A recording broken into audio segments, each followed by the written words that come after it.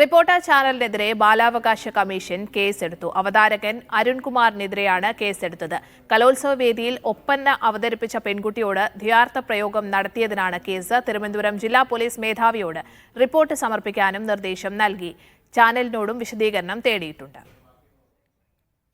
Safe സെയിൻ ലാബ്ദീൻ വിവരങ്ങൾ പങ്കുവയ്ക്കും. Safe, ഈ കേസിന് ആസ്പദമായ സംഭവം എന്താണ്? സംസ്ഥാന സ്കൂൾ കലോത്സവവുമായി ബന്ധപ്പെട്ട് വാർത്താവതരണത്തിനുണ്ടായ ചില സംഭവങ്ങളുടെ അടിസ്ഥാനത്തിലാണ് ബാലാവകാശ കമ്മീഷൻ ഇപ്പോൾ ഒരു കേസെടുത്തിരിക്കുന്നത്.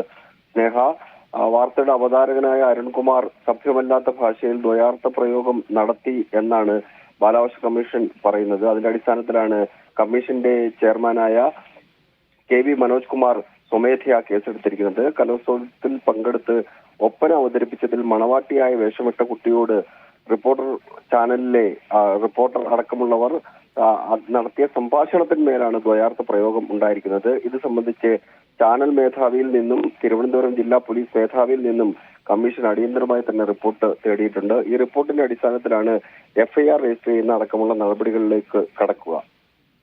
ശരി, റിപ്പോർട്ടർ ചാനലിനെതിരെയാണ് ബാലാവകാശ കമ്മീഷൻ കേസെടുത്തത്. അവതാരകൻ അരുൺകുമാറിനെതിരെയാണ് കേസ്. സേഫ് സെയിൻ ലാബ്ദീൻ തിരുവനന്തപുരത്ത് നിന്ന് വിവരങ്ങൾ പങ്കുവച്ചത്.